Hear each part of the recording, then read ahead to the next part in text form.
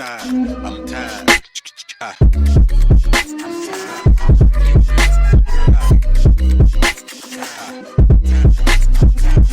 The Late Morning Program with Nam Ras Podcast.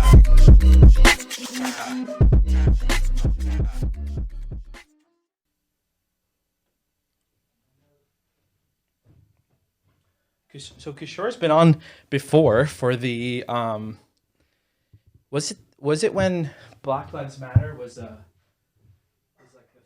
like what was going on? I was trying to be edgy and relevant, and I did an episode on that with you, Jay Jagannath, Ekavira Prabhu, and Rajalila Mataji, and that was it, right? Talk closer. Come to the closer to the mic. Yeah, I think that was it. Since then, like, we found out that Black Lives Matter, it was like they misused all their funds and things like that, and then the cities that they were trying to fight for, people went back there and it was still really poverty stricken and nothing had changed, and it's kind of unfortunate, but I don't know. You have any thoughts about that? Yeah, I mean, yeah, personally, I never felt called to be on that bandwagon. Yeah. Of course, I had my own sentiments in certain regards, but as far as the movement is concerned, I always felt like skeptical. I find in general these types of initiatives and things that become very emotionally charged usually are, I don't know, there's just always something about them that I find to be kind of off-putting. And yeah, so it was never really for me something that was very, let's say, inspiring, to say the least. Yeah. Yeah, and I also just have my own convictions about, the way that this whole topic is being presented and perceived, especially when in regards to these kind of like political movements and things like that. The people who are like kind of in ground zero tend to always get the short end of the stick. Right. It's a certain amount of group who profit, whether monetarily or in other ways, from these sorts of initiatives. And it's usually not the people who they say it is. Right. So, yeah.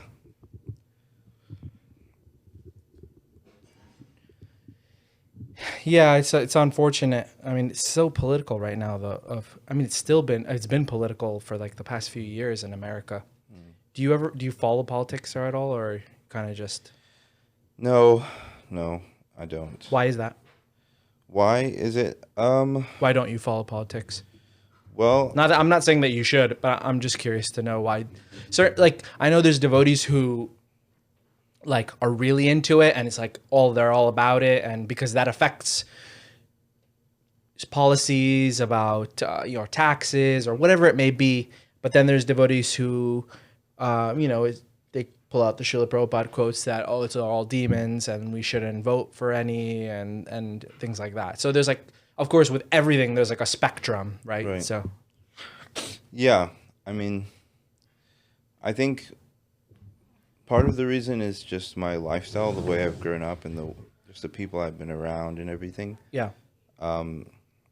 I just was never really around those kind of people, I would say, that have that strong passion in that way, or at least not overtly. I think perhaps more in recent times, people are much more overt about their political leanings and things like that within the devotional community. But in terms of my own experience, it's been pretty, I don't know, it was never something that was out in the open. Yeah, my stance in politics is just, I just observed that I just didn't see I mean, I did grow up quite like, sheltered ISKCON kid. So there was Yeah. there is a bit of that, like, they are all demons.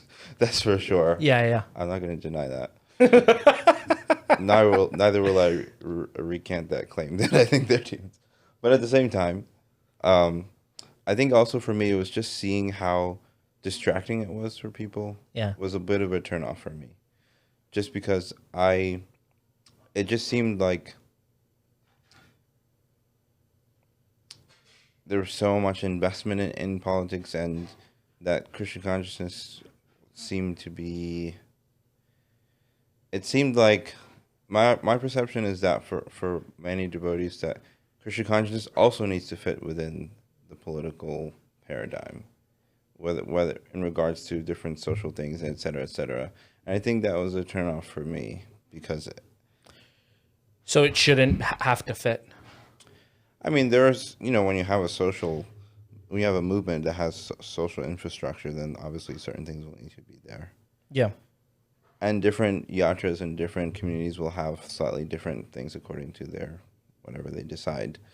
But I think for me, it just seemed like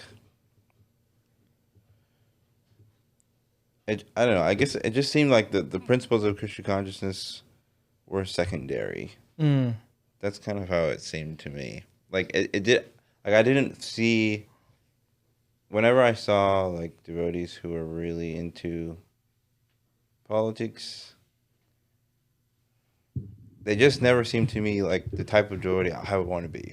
Just to put it straightforward. Oh, Like, interesting. Yeah. I didn't see them as role models. I didn't see them as people I felt inspired by. I didn't see them as people I wanted to be like. Yeah. And that was definitely something for me, which was, that kind of turned me off from the scene, you can say. I would say if I was, with a family and paying taxes and everything, I'm sure certain things would become more relevant. Totally. 100%. Yeah. So that's also there. It's not like I'm like I will never, entertain any of such things. But I think for me that where I would probably try to draw the line is like becoming emotionally invested in these things. I remember I can't remember what it was about, but there was a point, when Facebook was more popular where it was just like arguments and, everyone was like blaspheming each other and this person's getting criticized and this person's getting called out and this person's getting, tagged in the comments. And it was just like so disgusting. Yeah. And that was also a big turnoff for me of like to see how devotees treat each other on the basis of their disagreements in politics. Someone's left and someone's right, and so then they're just like attacking each other, and I was just like, man, if this is like what it means, then I'm not. I don't want to be a interested. part of it. Yeah. Yeah, I feel it's like a ploy of Maya. absolutely. We can only. What do they say about that? Society can only be destroyed from within. Yes. Infighting is how it's gonna 100%. happen. I think 100%. Like when COVID happened and everyone's on different sides of it, and it was just like this sort of thing, this about the other people, and it just became so toxic, and that seems to continue to be the case whenever the next thing comes up. Whether when there was the elections, and it was like if a devotee openly said that they voted for Trump, it was like you're like smeared. Oh, totally. All of a sudden now you're like an animal to a lot of devotees. So I think for me that the fact that was such a kind of inseparable part of it, it seemed like for me also is like. The sad thing for me was that I noticed that it was mostly like older devotees were like spending. Remember that cartoon I made where it was like the older devotee on the computer and the Vishnu Duta's had come and it was we're here to take you away, and he's like, hold on, I'm running a Facebook. I got to finish his Facebook message. Like that's something that was like, you've been in the movement 40, 50 years and you just can't be nice online. And I'm not saying that like across the board or anything like that, but I saw like people who had been devotees for a long time just acting completely like children, basically, like children at the playground online. Yeah. It was so discouraging. Yeah. And I think that when I get older, I really want to be careful about the way I act because younger devotees are going to be looking at me.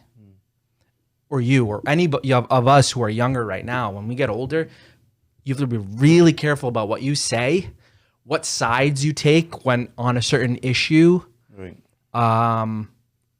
what you might think about another senior devotee. And if you say that to a younger devotee and that devotee is connected with them somehow, and it's like, it gets into like really weird territory if you aren't careful about what you say, because in our lifetime, it's Krishna consciousness is measured about how many years you've been in it, even though that's not like the measurement of advancement in my eyes, and I think in a lot of people's eyes. But when you've been around for a while, then that naturally happens, that people think, okay, you have some experience. Maybe you do in time wise, but I was going to say something about that other point. I can't recall what it was.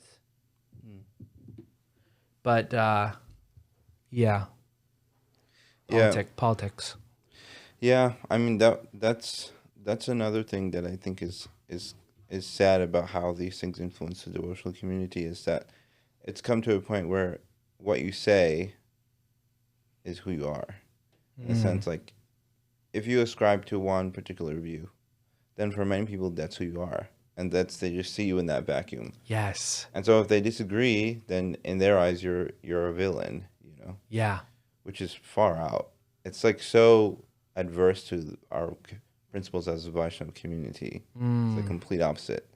But it's like rampant. It's like that, like I said before about like the Krishna consciousness principles become secondary. It's really for even for some devotees, it seems like it's irrelevant who you are as a devotee. If you say the wrong thing, yes, then we don't care if you're chanting your 16 rounds and stuff. It doesn't matter. It's irrelevant. Yeah. What matters is that you have this viewpoint that I don't like. Yes. That's such a good observation. Wow. And I'm really just like that. Dang. So then that it's true. We will finish ourselves in terms of, our Maya influences us in such a way that we'll destroy everything ourselves. We don't necessarily need any. We make so much effort to become relevant. Yeah. But I feel like we're worried about whether things will continue because people won't join because we're not relevant, etc. But it's like we're doing it ourselves. We're ruining it ourselves. Whether people join or not, people will join and they'll see how we're just like infighting and backbiting with each other all the time over these things, which is funny because we present ourselves as having like alternative perception due to spiritual knowledge. Yeah. But really, we're not very different, if at least in this sort of behavior. So that's a really good point. Whenever you've traveled a lot, you lived in a lot of places. Whenever you share Krishna consciousness or preach Krishna consciousness to new people, what's your focus? Because different devotees have different ways of approaching it. And I'd like to hear your technique, not technique, but right. like what your MO is kind of. Yeah. I mean, the thing that's for me is that because I was born a devotee and my whole life is Krishna consciousness, I feel like I have for all of us who have been born in the movement, we have a unique perspective that for us, it's not, I will say for me, it's not a philosophy that I've ascribed to. Yeah. That I'm then sharing people like, oh, this is why I joined. Right. Like it's totally different. Yeah. So I feel like when I speak with new people, what I like to talk about is the richness of internal life that you get from spiritual life, from spiritual practice. Because for most of the people in the world, they're so unsatisfied. We talk about these things that everyone's looking for validation outside of themselves. Everybody's looking for a sense of belonging. Everyone's looking for all these things. So what I like to share with people is how I found so much substance in my life internally from my Krishna consciousness. And then also the sense of community, of family. Like I have friends and family all over the world, and that's a huge part of my life. So I share that also with people, that there can be such richness of life that comes from a spiritual practice. And that's usually my go-to. I share because I like to share what's most relevant for me. I don't tell Because people. you can speak from experience on that. I think people connect with your conviction. If Yeah. we sit in front of people and just be like, yeah, so we're not the body, and Yeah. I think people can tell when you're kind of just like, Like, have you fully realized you're not the body? yeah, like when you're just repeating the script, Yeah. Whereas for me, like I speak from things that I really feel, experience, and conviction with, and I think that people can connect with that. Like I think it's maybe more a genuine experience for them to like, oh, like this person really likes what they're doing. Like I love Krishna consciousness. I enjoy being a devotee. Yeah. So that gets communicated. So I try not to like, not that I try not to, but I find I don't generally just speak like a script of like, this is this and this is that. Like, Yeah. and so I find that to be, I don't know, I feel like people are more receptive to that.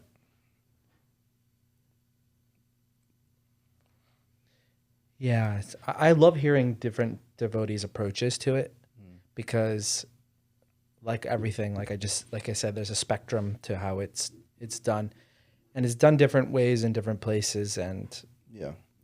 hearing different techniques, or I keep saying techniques, but I don't like that word.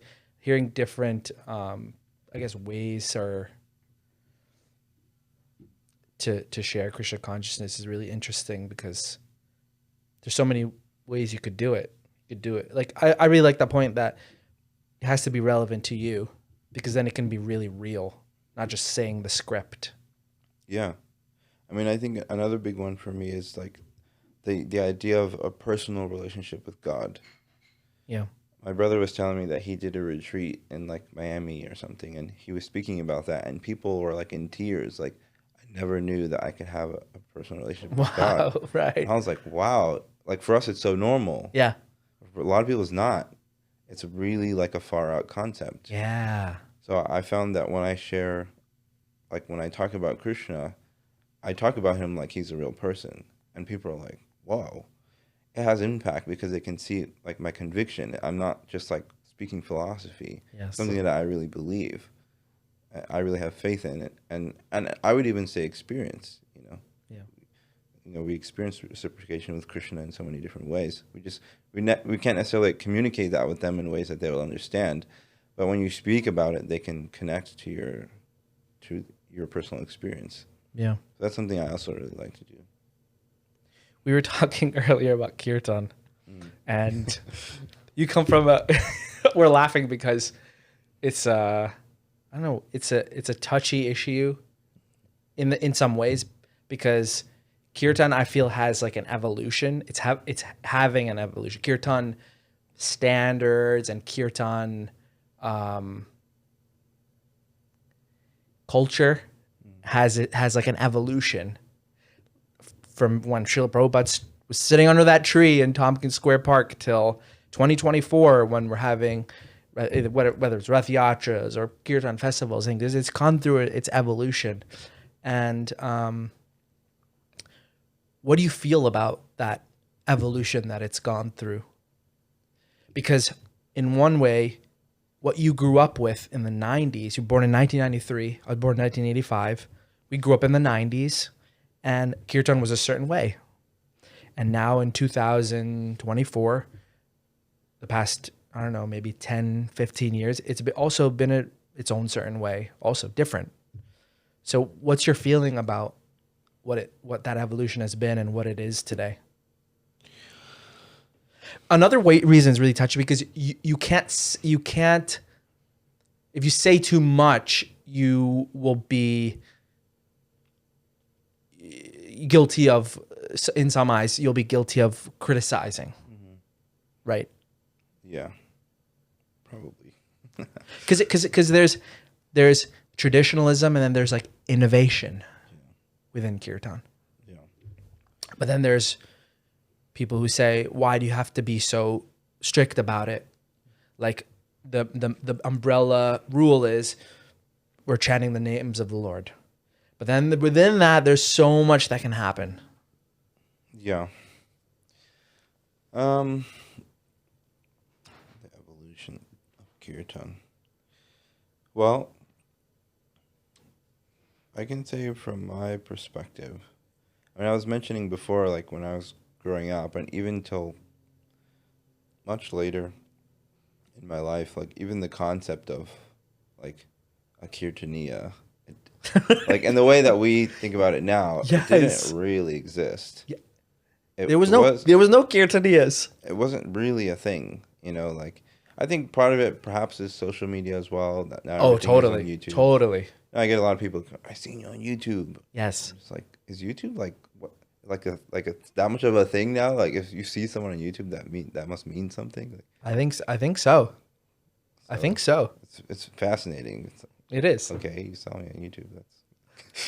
But yeah, it's funny because that concept just didn't really exist before. It wasn't a thing. It was just coming together to chant because we wanted to, or because we knew that our friends would be there, so we wanted to go and participate. And it was much simpler, I suppose. Yeah. And I don't know really when that changed, but now there's kirtan festivals, everywhere, multiple times a year, and the culture has evolved in a way that I would say that it's involved in such a way that it's hard to like contain. Yeah. Like we were talking about how there's recordings are everywhere, and now you can just hear everything on SoundCloud and YouTube and everything, and so it's like the younger generations, that's where they learn kirtan, is from videos from Kirtan Festival or from SoundCloud recordings. And so what I feel like is that shift into more sitting kirtans and microphones and Everything's mic'd. streams and Oh yeah. sound quality and everything, all these things that have become part of the kirtan. Yeah.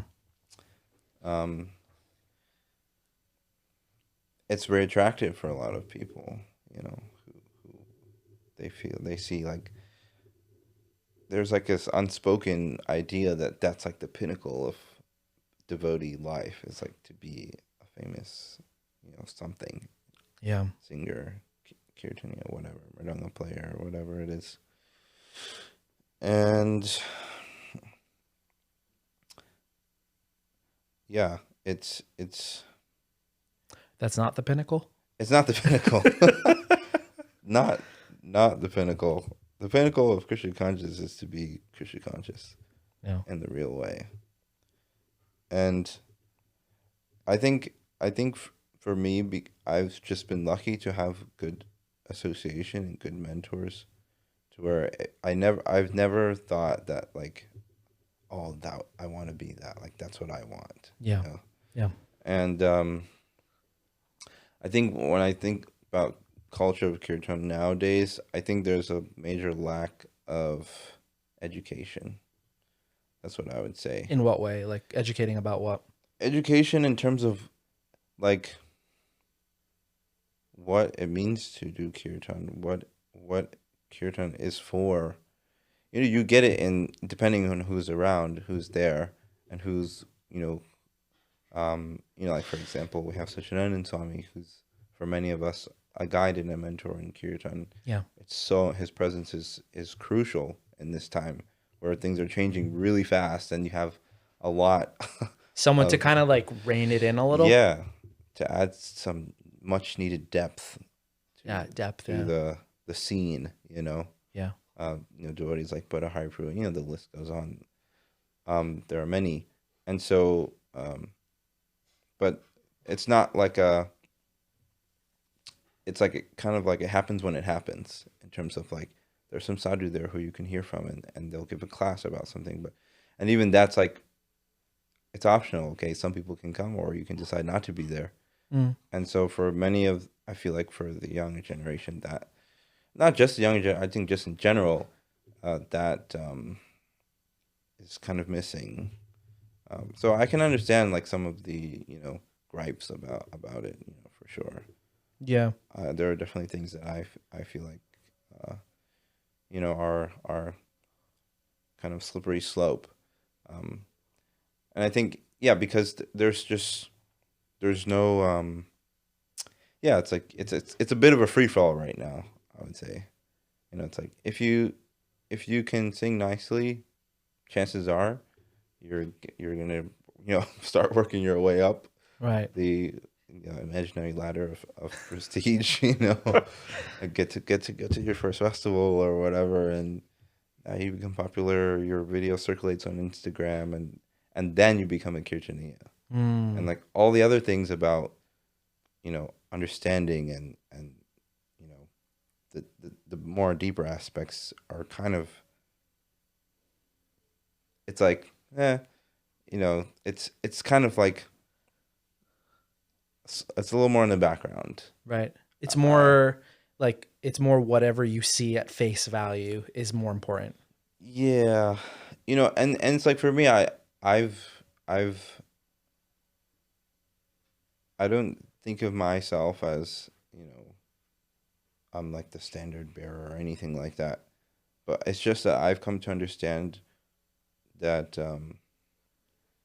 you know the kirtan itself is just, you just don't get anything from it if there's Mm. not that focus, if there's Yeah. not that attention and desire to do like something Krishna conscious. Yeah. It just becomes like dry. And I feel like it just for me, it feels like I don't want to be part of that. I don't want to be part of like just like a scene. And I think that for us, as for maybe our older generation, or those of us who've had training in different ways, like that mentality or that consciousness is there in the back of our minds. We're always feeling like, there's a consciousness there. Yeah, I was going to ask you because you're on the circuit, so to say. Yeah. Like you go to the Kirtan festival. So from what you're telling me to actually going to them, how do you harmonize those two things? Well, I think over the years I've had to keep refining my approach to going to festivals and doing kirtan. For me, it's largely been about going to do kirtan with my friends. Like that was how I, like, going to Radhadesh, for example. It's like I like to go to see my friends there and do kirtan with them. Yeah, right. And but yeah, over time I've started to try to refine it where like I'm more conscious about my participation, like how attentive I am, because people are watching you, especially because you're on YouTube, it's like, so I've become more conscious of like, okay, I'm participating, I'm there, like whether I'm singing or not, I'm participating, I'm attentive, I'm present, I'm giving my energy, I'll play a card or clap my hands or whatever it is. Yeah. That's one thing I try to do, is I try to be very active. And because some people, it's like, it's one of my kind of pet peeves is like you show up to a festival and you're just like, like no interest to like support the kirtan. Mm. So that's something I've been trying to be very conscious about, that when I'm somewhere, I really try to give 100%. Something I liked about 24-hour Kirtan is that the Kirtan is always special. So it never stops. So it's not like, oh, the Kirtan's happening at this time and there's this slot and there's the, it's like, it's always happening. So you have to be forced to find the speciality or even in your own, go a little bit deeper to understand that all the Kirtans that I'm participating in are really valuable, and not just because this person's singing or that person's singing, but we are in Vrindavan and we're doing Kirtan together. And so it forces you to be a little bit more deep. That's been my experience, and that's what I really like. There's no cameras. Maybe now there is, but no cameras, and it's just Kirtan. It's just we're all trying to do the same thing. We're all trying to chant Hare Krishna and glorify Krishna. So that's something that I really And then you have stuff like Night Shift, where it's also really special, Yeah. but at the same time not special because it's been going on for 35 years. Yeah. And so when we kind of over glorify the certain time that a certain Kirtan festival may be happening, which is also nice. No, don't get me wrong, it's also all really nice, but like you said, when we go there and you're just kind of looking at more external things about either who's singing or what they're singing or things like that, then like I get caught up in it like so much for sure. Like I'm not, free from that. Like for example, in central New Jersey, I was telling you about, it was a Kirtan festival, which was really nice, really nice Kirtan festival. And they asked me and Tulsi to come sing, and I was getting all like, cause I hadn't done Kirtan in so long. Like I don't regularly touch harmoniums anymore. It's just not in my life as much as it was. And so getting nervous about, playing the right tune or this and that. And I was just thinking, and I was talking to Tulsi about it. She's like, what does it matter? Your 45 minutes, like just try to be more deep and try to just give a nice offering to Krishna and have everybody chant together. Don't think so much about those external things, which I appreciated that. And, but getting caught up in that, what the culture is now is to like, I hope I can entertain people too. Yeah. Yeah, it's funny you mentioned that, because I also noticed that in myself, like in the sense that like, okay, now people recognize you and things like that. So when you sit down in the kirtan, it goes to your mind, oh, people have this expectation of me. Yes, expectation. I'm going to do something amazing or really cool or really nice, and you're like, oh God, like. I can't just sing Prabhupada melody. Yeah. You have to do something unique, something different. Yeah. And that was always like this like mental battle of like trying to stay focused and things like that. And so I think, just as a human being, it's like these things are they get to you, Yeah. And I think that's part of the challenge of the culture nowadays, is that your whatever popularity or recognition you get is largely based on externals. How nice your voice is, how well you play mridanga, how charismatic you are. So then you kind of riding that wave, but to sustain that kind of service, I think to sustain any service in Krishna consciousness with the right mood requires some depth.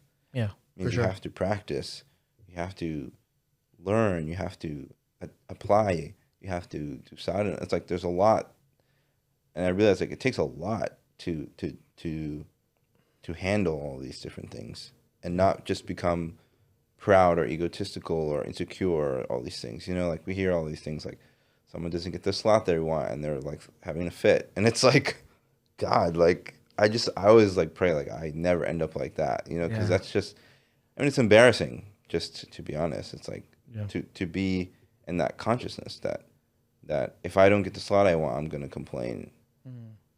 And so it's like, or if I don't, if there's not people jumping up and dancing in my kirtan, and I feel like offended or something, failure. You feel like a failure. Upset, yeah, you feel upset. So it's like all these different things that going through your mind, they don't just go away.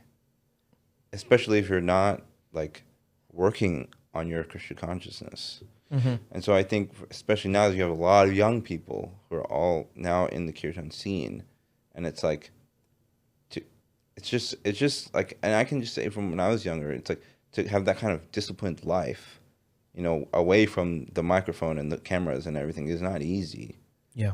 Like for example, a lot of people, I don't know if it's still the case, but I remember a lot of people had issues with Madhava. Oh, he wears the earrings and like I spent a lot of time with him personally. Like he's so disciplined in his sadhana and his practice. And I traveled with him a few times, and I gained so much respect for him because he's so famous. Yeah, he does like a lot of people probably don't. It's like they just see him as he's just a famous person. His kirtan is so amazing, blah blah blah. But like you see him in his personal life, he's a really serious, deep devotee. Like his shift is from 8 till 10, but what does he do? Like you're illustrating, what does he do outside of those hours?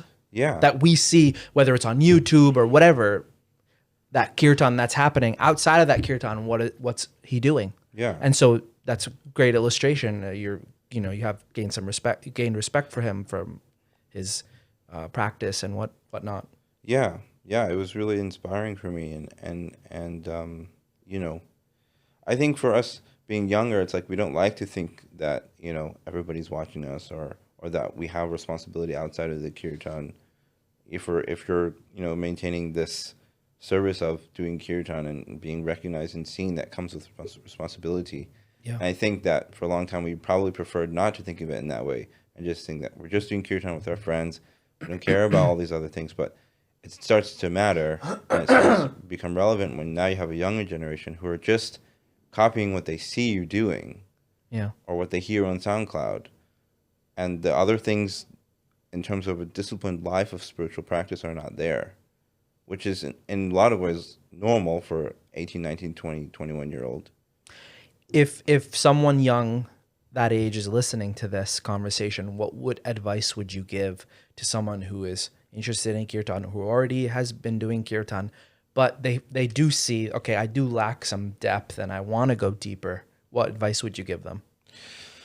I would say the first thing is that you need guidance. You need to find some guidance, some mentor that you have, that you can serve and hear from.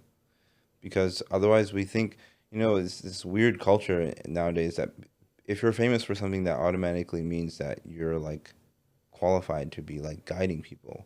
Right. People will be asking you questions. Prabhu, how? It's like, just because I sing in some way that you appreciate, it doesn't mean that now I can, it's like this weird, strange culture that we have.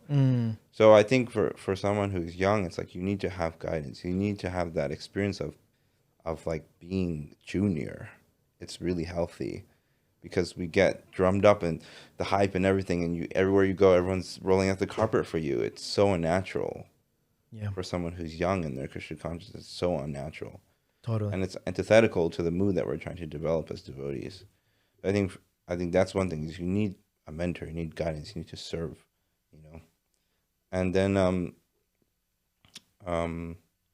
yeah, and I think trying as much as possible to be have a service attitude, like this is something I'm also wanting to do more of. It's like, okay, I go to a festival, and how can I serve? What else can I do?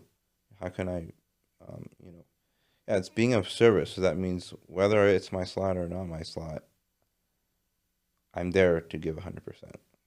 Yeah. And then I think, try to educate yourself. I was just gonna say that. Yeah. Read, Yeah. listen to lectures. It's Like not, all the philosophy has to do with kirtan, essentially. yeah, it's not hard to do. There's, especially with the internet age, I mean, there's like unlimited availability of content. It's almost like too much. So it's like, Oh, it's way too much. it's like, find someone you're inspired by and hear from them. Try to understand what we're doing. Try to educate yourself. Don't just like show up to the kirtan and just be like, dumb, just there to sing. It's like, it's just, it gets old after a while. And I found it in myself. Like after a while, I just got tired of just being like useless in so many ways in terms of my depth. You show up to sing and you're just nothing going on inside. At some point, you should start feeling embarrassed. Like you're just cheating people. Everyone's coming to hear you. Oh, Prabhu, you're doing kirtan. I can't wait to come to your kirtan. And I'm just like, oh man, I felt the same way. I've been feeling the same way because totally. I could relate with that so much. It's like, it's just like, like, okay, if that's going to be your service, at least one service, this shouldn't be your only service. Yeah. Yeah. But like, okay, that means then work at it. Like, make some effort to improve, Not just musically. Yeah, don't just like ride the wave of your popularity. Make an effort to improve your seva, to improve your mood, improve your understanding and maturity. Totally. Otherwise you're kind of just wasting people's time. Especially like if you think about it soberly, it's like they're paying money for you to come. They're like making all these arrangements for you. It's like, so make some effort to reciprocate. Yeah. that's been my meditation, is like, okay, I need to become more serious, because to reciprocate, people are making a lot of effort for me to participate in whatever their program is. Mm. So That's really beautiful. I love that. yeah, I think, it's, yeah. I like the point about becoming a junior, Mm. like always having someone above you, Yeah. whether it's your guru or a mentor or shiksha guru, whatever. I think it's super, like you said, it's super healthy. Yeah. And also like if you're into kirtan, someone who's not into kirtan, but who's a good devotee. Well, I mean, good devotees are into kirtan, but like maybe in the conventional sense, not into kirtan. So they can kind of give you a perspective of things that's not clouded or tinted rather by a certain culture of kirtan or style or whatever it may be. Yeah. Like I remember like my dad, he's like loves doing kirtan, loves singing and stuff, but he's not like a conventional kirtaniya. So to get his perspective on things, it's like very cool because it's coming from a different place. Yeah. It's coming from a different way. Yeah. And the other thing you were saying about, having a mentor and things like His Holiness Satchidananda Swami. Tell me a little bit about what he brings to a kirtan festival. Like I know from my perspective, but you've associated with him much more than I have. So what exactly does he bring to a kirtan festival that's really that you love or that you find really valuable? There's a lot of things. I think the first thing that comes to mind is that you get to understand that you don't know what it's like to chant. Wow. Like when you're with someone who's really experiencing the holy name, Yeah. and if you're a little bit introspective, you're like, oh, I don't actually We're know. not experiencing the same things. We're in two different worlds, like we're sitting in the same room. Yes, we're in yes. the same kirtan, Yes. where we're experiencing very different things. Yeah. And it's humbling to have that experience. You don't feel like I'm the top dog. You don't feel like, oh, I'm a great kirtaniya. You feel like, oh, I have a lot to learn. Yeah. Which is healthy. And then it's also just how incredible it is then to chant with someone like that. Yeah. Like people asking, who's your favorite kirtaniya? And I'm like, Satchidananda Swami. Yeah. Because his kirtans are incredible. Right. Because of his devotion. Yeah. And it's just so attractive. You can't like resist it. Like Srila Prabhupada's chanting out in Thomas Square Park with a little bongo drum. It's like for us, we would be like, like from a conventional standpoint, we would be so like, we wouldn't even be able to focus. There's no Like where's Srila Prabhupada? Where's the alap? Right? He didn't sing a melody that we like. Yeah. It's not in 7 or 2. Can you break it down? Yeah, there's no breakdowns. Damn, Prabhupada. But he attracted thousands and thousands of people. The whole movement was built on that. Yeah. So it's like Amazing. To experience like real chanting like that, it's like there's nothing like it. And then the other thing is that the influence that he has. So like a lot of my peers who are all, doing kirtan and things like that, like I've seen over the years how by his association, how much they matured, how much they've grown in their own service and their own seriousness. And that's also really amazing because without that, we would all just plateau and we would all just ride the wave of our popularity and skill. And so someone like him steps in and he just changes everything because now it isn't like, I would never say that like, oh, we should just scrap the whole thing and like throw out the kirtan scene and no more festivals, Yeah. Even though there are a lot of things that I think it'd be better if they changed. But, what Satchidananda Swami did is he comes in, he doesn't tell people, he just encourages everybody.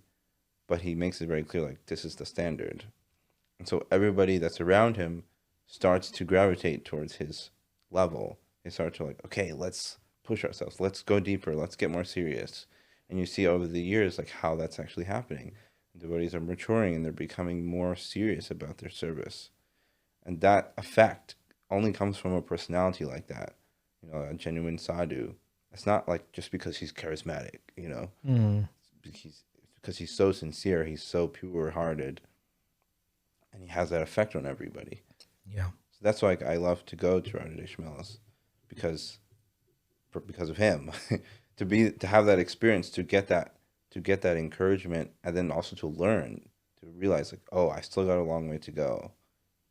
I think it's so important. It's so healthy, and it's just inspiring, you know. So Yeah. that's what I love about him, his kirtans, and his presence, you know. So nice. So nice. I think also something unique about him is that, not that it doesn't happen, but generally speaking, with the senior devotees, they're not so inclined to really invest time in the younger generation. From my observation, there are definitely. I'm not saying that nobody does it, but over the years, what I've seen, it's mostly just you're like this and da da da. It's mostly like from a distance, criticizing and whatever. And it's not like they're criticizing. Not that all their criticism are unjustified, but he was someone who I saw who really stepped in and made himself available. Yeah. To encourage and inspire and guide the devotees, rather than just, and it's not, I'm sure there are things that he probably disagrees and things that can be better, but he took that step, he took that initiative, and I would even say a responsibility, Yeah. and giving shelter to many of us. Mm. And so that's something that I also really appreciate, that I think there could be more of that, you know, Like from other devotees, or? yeah, I just think I'm my kind of conviction right now, in terms of the youth or younger generation, it's all about relationships, whether we like it or not. It's all about relationships. If you make a relationship with people, they listen to you, they want to be around you, they respect you, they will change for you, they will change their lives for you, and that's what I see with Sachinanda Swami. Like, people make real efforts to change their Krishna conscious life because they're inspired by him. Mm-hmm. So it's really, I think relationships is you know, about Hari Prabhu, you know, he like the relationship that like I have with him, he's just so kind and so generous with his time. He's so, you know, he's always like willing to give his attention, and it's like he may not realize it, but it has a huge impact on us. Yeah. And we Totally. feel like, wow, I want to be like that, you know? Yeah. So that's something I think is really severely underrated, I think, perhaps in our movement. Yeah, that's really nice. I know that Jayadvaita Maharaj wrote a book recently about, like, it's called like Srila Prabhupada's Kirtan Standards. Mm. And I think that that book basically will probably illustrate how the way we do kirtan now is not exactly the way that it was done in the 70s or when Srila Prabhupada was around. Do you have any comments about that, about traditionalism versus innovation in kirtan? Is it something that's valid, or is something that we just let, like you were saying, it's kind of like a free-for-all? Mm. Personally, I think that it shouldn't be a free-for-all. It should be some parameters, which I think most of the people follow. But I think Jayadvaita Maharaj's book is probably even more, the parameters are even tighter. Mm-hmm. Yeah.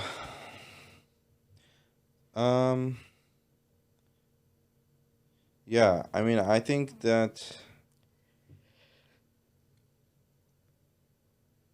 I definitely think things could be tighter. I'm not sure how it would happen to like really rein it in like a huge way. You know, like I'm not sure. I feel like it's impossible. I don't think it's really possible. My kind of stance is, yes, I definitely think there are things that can be reined in. I do think it's a free-for-all right now, and it's a little bit much. But what I do think is another way to kind of come at it from the side, you can say, is like, can we try to, like improve in, like I was saying about education, can we find a way to kind of like add some foundation, you know. That's something I've been thinking about. If can we try to help people become more serious, you know, like because even like I mean it's graduation more, so I can't really like I'll just say observation in terms of in general, but I would say like even like you know there's other devotees who say like this is they're doing olives and this and that, but that also is in a way external as well. Interesting point. And I just mean that to say that even if we change it externally to being a certain way, which obviously it has its effect, because we can see that you know when it's a free for all, things get a little bit crazy. Let's talk about finish that point. Then I want to talk. What do you mean by free for all? Like, what is it that?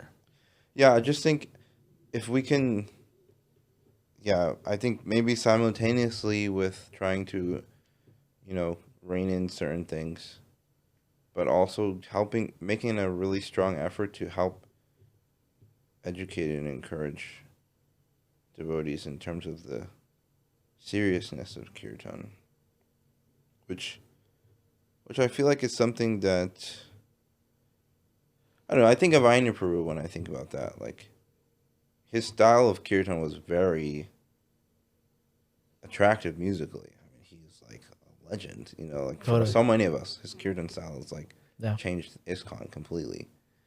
But everybody who was around him knows about his depth and intensity. Yeah. Like nobody could escape from that. There was no like There was no separation in those things. They Yeah. were all together. yeah, there was no like you know like misconstruing what his mood was around kirtan. Yes. It was very clear. Well put. Yeah. And so I think like adding some of that back into the kirtan scene, I think that kind of like yeah, that's something that I think about is yeah, perhaps yeah, that's what I would say. That's what I can think of. And then the free for all part. Yeah, free for all.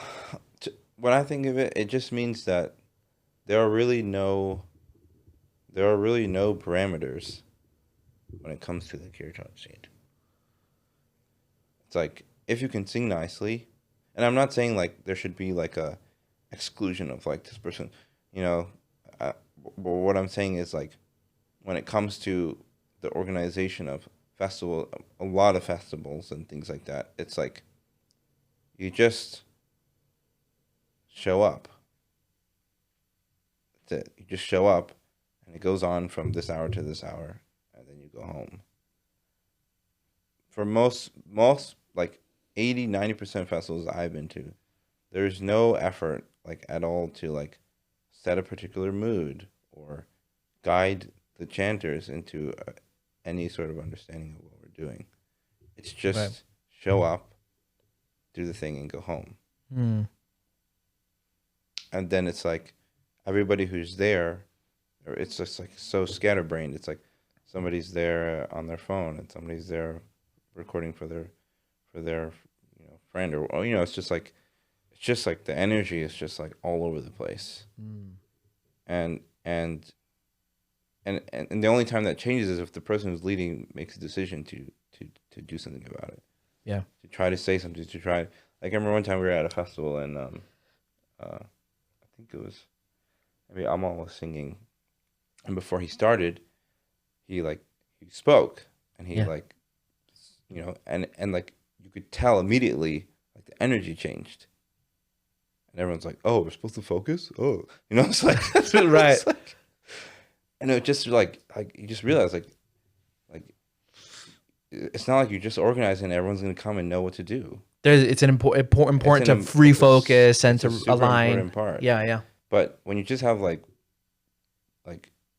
generally speaking, it's like when you have when your focus is on skill and talent and music, then that's a large it's a large spectrum and it's also a small pool. Yeah. So it's like so then yeah, it's like, you know, a lot of times you just have kids, you know, it's like, which is not wrong, but it inadvertently lends itself to that ethos of just like we're all just there to do something that we're saying it's kirtan. Like it's a kind of a sense gratificatory thing. It can become like that very easily, Yeah. And just for the record, we're not criticizing, because I fully fall into all these things that I don't like also. Yeah, it's not like It's just observations and yeah, I don't commentary. I don't make a speech every time I do a kirtan. Yeah. It's like it's not about criticizing. It's about acknowledging things that need to be adjusted. Yeah. And it's, I think for us, a generation of kirtan enthusiasts, it's all of our responsibility. It's not like pointing a finger at all like the senior devotee or this person. It's all of us. Yeah.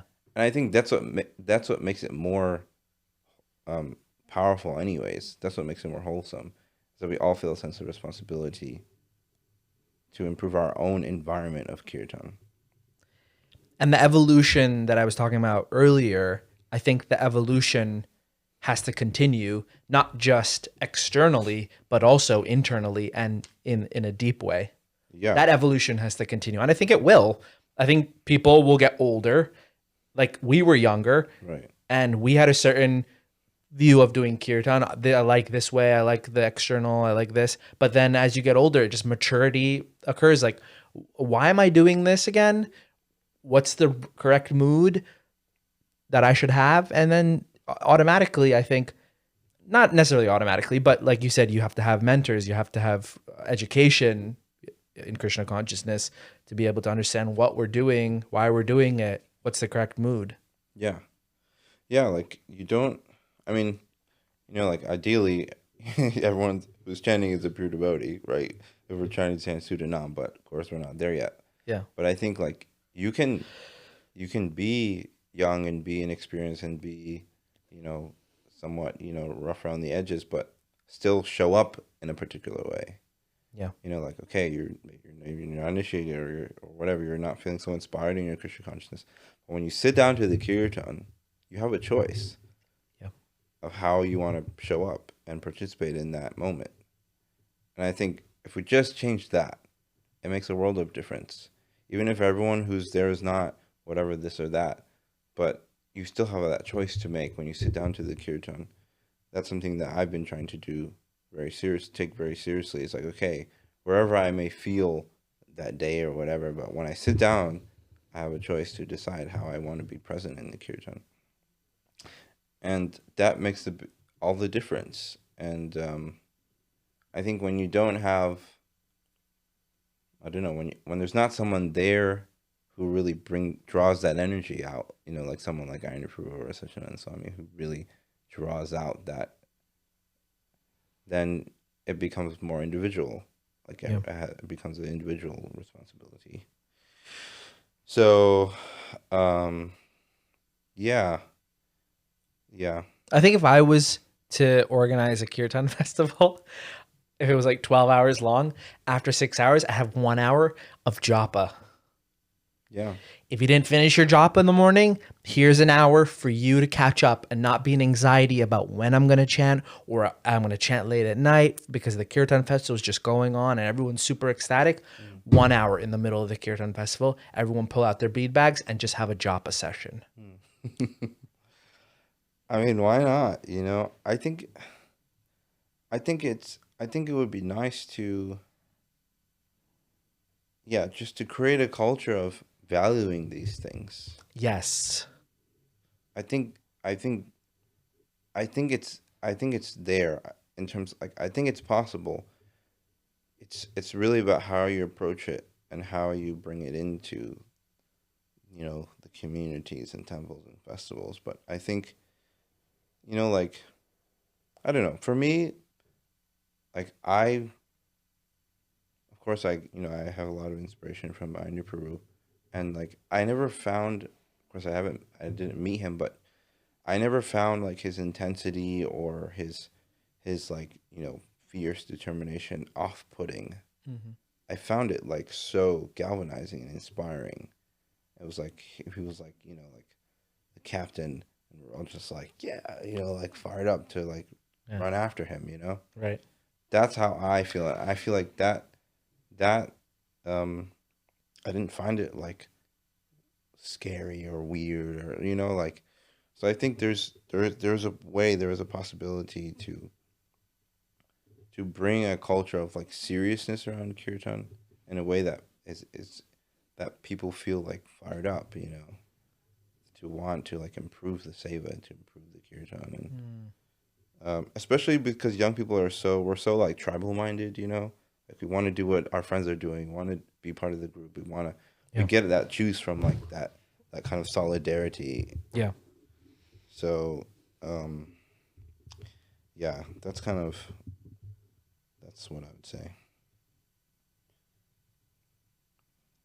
Because otherwise, I was thinking, some of it just comes with time and maturity, because now I think like, okay, like I want to go back to Godhead. I don't want to keep taking births, and fame and recognition is not gonna it's not gonna help me. Right. Life is short, and if at the end of my life all I can say for myself is I was a famous kirtaniya, it's like it's just like I would be a failure. Shallow. It's so shallow. Yeah. It's just completely. So I suppose it just takes some time to get perspective on these things, but now like I really see it that way, like fame, and it's just like in the grand scheme of things, like I just think like, okay, I stand in front of my guru and be like, yeah, I'm famous. It's just like, right. That's all I have to show for myself, that I have some popularity. Yeah. So I think, to think of it in that way, to get some education, it's like getting some perspective. That's so cool that you have that realization right now. Like I didn't have it until after I had kids. Like kids really bring that out. Yeah. Like what's important in life, because first of all, your time is like way shrunk. You don't have much time for things, and they're number one. There's like, if you had other things that were number one, they're not number one anymore. But that's really cool that you have that realization now, when you don't have kids yet, but you're already thinking like that. Like that's a certain maturity that you have. Yeah, I mean, again, it comes to that association mentors. Yeah. Having guidance is so important. Like, so yeah, sorry, finish your thought. Yeah. So you were saying about how if someone comes up to you because you're a kirtaniya, they ask you questions and things like that, and they're like, but not just because I sang doesn't mean I couldn't give you advice. So when you say mentors, what should people look for in a mentor if it's not that they sing nicely or they do a nice kirtan? What is it? What's the characteristics? I would say the first one is that they walk their talk. They're exemplary. That's really important, because we're so used to just face value. That's the kirtan scene, is face value. It's so much face value. Yeah. What you see, the person in front of the mic or in front of the camera on YouTube, it's so external. So like, I think you really need to find someone who's exemplary, that whether they're in front of a microphone or not, they're like serious, So that's really important. Is that they're exemplary, they're serious, they're very dedicated to their practice. That means reading, their sadhana, all these different things, and that